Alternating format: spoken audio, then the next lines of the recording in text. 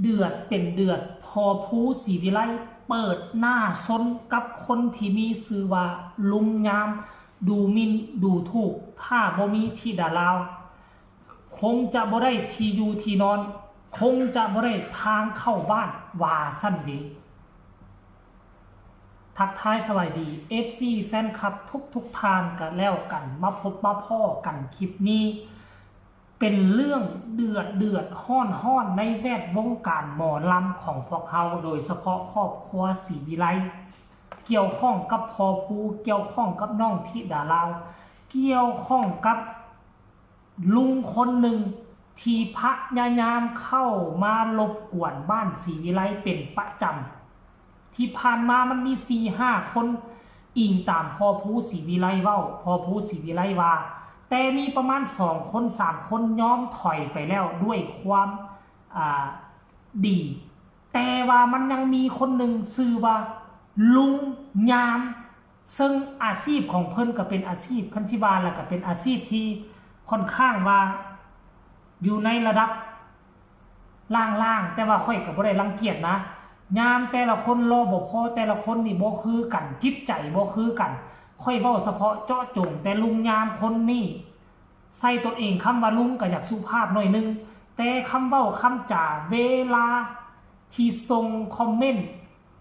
มาเกาะแกะมาแซะพอผู้ศรีวิไลแล้วมันเหมือนกับว่าคนนี้กินหมาไป10-20 ตัวอยู่ในปากเป็นคนปากหมาเป็นคนท่าทายล่าสุดพอภูก็ได้เปิดหน้าซนเปิดหน้าซก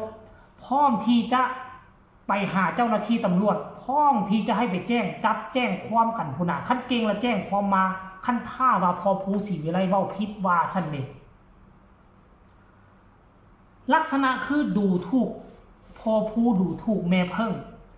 อย่าลืมว่าค่อยเคยเฮ็ดคลิปก่อนหน้านี้แล้วเนาะเคยเฮ็ดคลิปแล้วจะได้ทีได้ทางได้เฮือนได้ซ่านได้ห้องนอนก็คือ FC แฟนคลับที่พอผู้เอิ้นว่าพ่อแม่อยู่ทางอเมริกาเป็นผู้ซัพพอร์ตหลักบ่ว่าจะเฮ็ดห้องบ่ว่าจะเฮ็ดถนนเข้าบ้านแต่ยอมรับว่ามีบ่ส่วนหนึ่ง FC แฟนคลับน้องที่ได้ลาวก็มี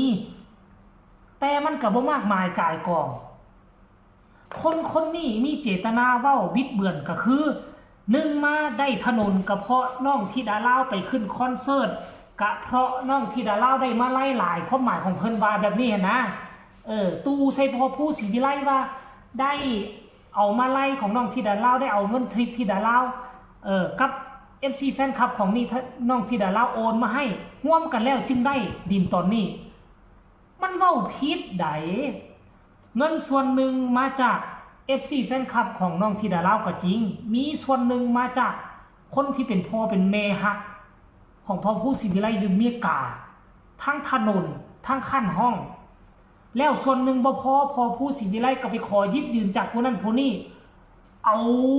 พอผู้ศรีวิไลเอาหน้าเอาตานี่ไปค้ำประกันยืมมาเติมใส่ตามที่ค่อยได้ยินข่าวมานะอาจจะจริงหรือบ่จริงอันนี้บ่แน่ใจแต่ค่อยได้ยินพอผู้เฮ็ดคลิปมาครั้งหนึ่งแล้วอาจจะเป็นแบบนี้แต่คนนั้นมาเว้าเจาะจงว่าเป็นเพราะน้องธิดาลาวคนเดียวเพราะ FC ธิดาลาวโอนมาให้เมิดมันบ่แม่นมูลความจริงมาดูมีดูถูกว่าคันบ่มีธิดาลาวครอบครัวศรีวิไลก็อดๆอยากๆบ่มีถนนเข้าบ้านบ่มีห้องให้อยู่เว้าแบบนี้พอผู้กับของขึ้นอยากให้ทุกคนไปฟังจากปากพอผู้ศรีวิไลว่าพอผู้เดือดขนาดใด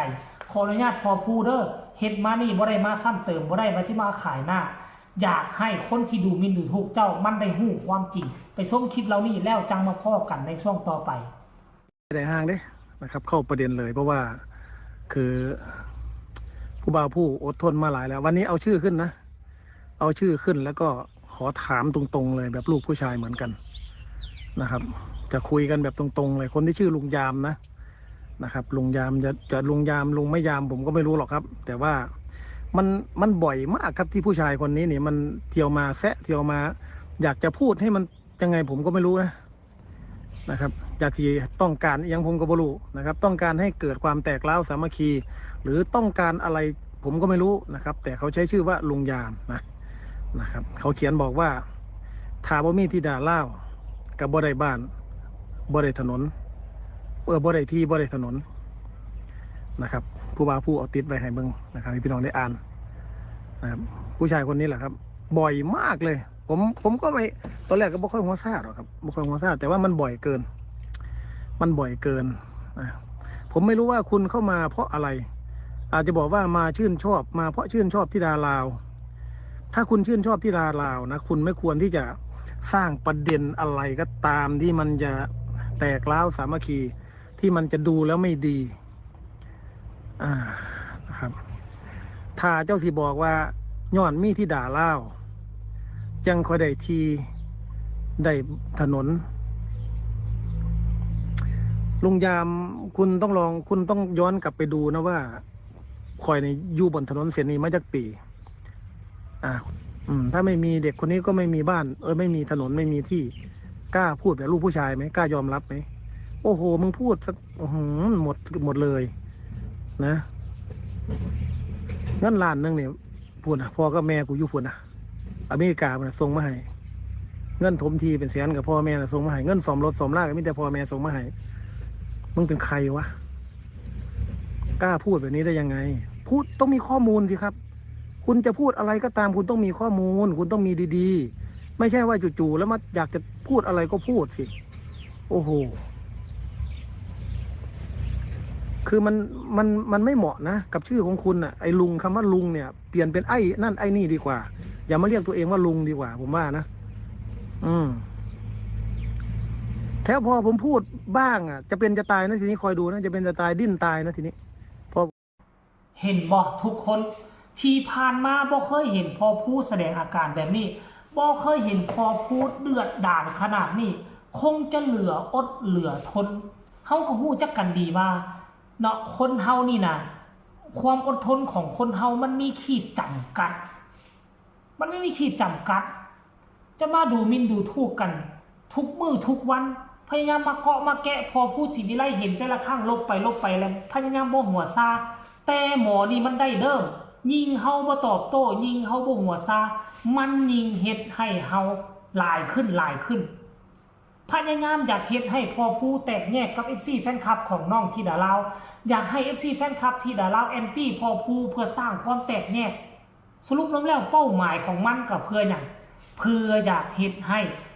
บ้านศรีวิไลแตกคอกันเพื่ออยากเฮ็ดให้น้องธิดาลาวไปบ่ถึงฝันมันมีคนอิจฉาริษยา